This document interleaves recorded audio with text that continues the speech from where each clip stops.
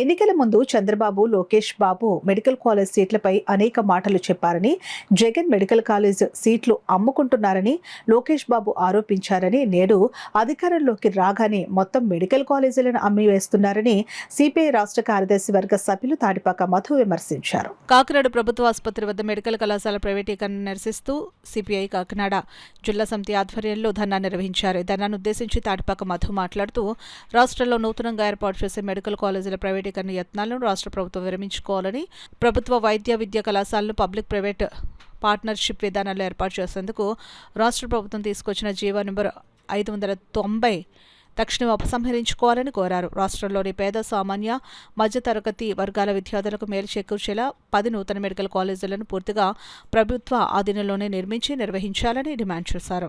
ఈ కార్యక్రమంలో సిపిఐ జిల్లా కార్యదర్శి కె బోడుకొండ, సహాయ కార్యదర్శి తోకల ప్రసాద్, జిల్లా కార్యవర్గ సభ్యులు శాఖ రామకృష్ణ, ఏటీఎస్ నాయకులు రామయ్య, అనిల్, మధు కాటరాజు, కిషోర్ శ్రీను, ఆనందరావు, మహిళా సమైక్య జిల్లా అధ్యక్షురాలు పద్మ, ఏఐవైఎఫ్ రాష్ట్ర సహాయ కార్యదర్శి వైబాబి, జిల్లా సమితి సభ్యులు పిఎస్ నారాయణ తదితరులు పాల్గొన్నారు.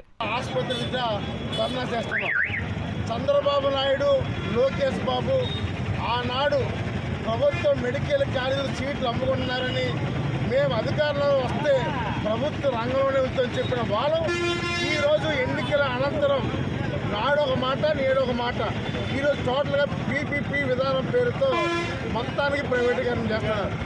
ఎందుకంటే సుమారుగా రాష్ట్రంలో 10 మెడికల్ కళాశాలలు బాపట్ల, ఆదోని, పులివెందుల, పాలకొల్లు, మార్కాపురం, అదేవిధంగా మన అమలాపురం, నర్సీపట్నం, ఇవన్నీ మెడికల్ కళాశాలని జీవో నెంబరు 590 పేరుతో, పీవీ పేరుతో ప్రైవేటీకరణ చేస్తున్నారు.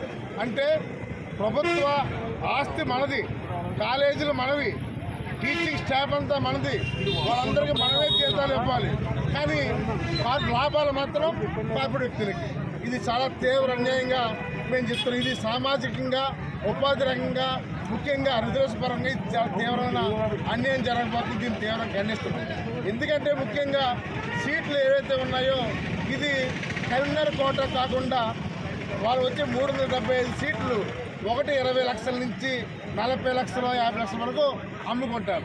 అంటే కార్పొరేట్ ఏదైతే వైద్యం ఉందో ఇది టోటల్గా కార్పొరేట్ వైద్యం అయిపోతే తప్ప పేదవాడి వైద్యం దక్కదు. అందుకే దీన్ని తీవ్రంగా వ్యతిరేకిస్తున్నాం. ఇది ఇంకా భవిష్యత్తులో ఈ విషయం మరుగు చేస్తున్నాం.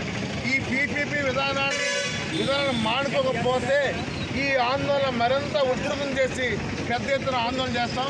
అంతే చంద్రబాబు నాయుడు ఈ తెలుసు, గతంలో విద్యార్థులతో పెట్టుకుంటే చాలా ప్రభుత్వాలు పడిపోయి, నువ్వు ఈ మెడికల్ కళాశాల ప్రైవేటీకరణ ఆపకపోతే నువ్వు పూర్తిగా గవర్నమెంట్ చేయలేవు, మొత్తం అందరూ కూడా తిరగబడతారు, నీ గవర్నమెంట్ పోద్దని తెలియజేస్తూ వెంటనే పీపీ విధానం రద్దు చేయాలని కోరుతున్నాం.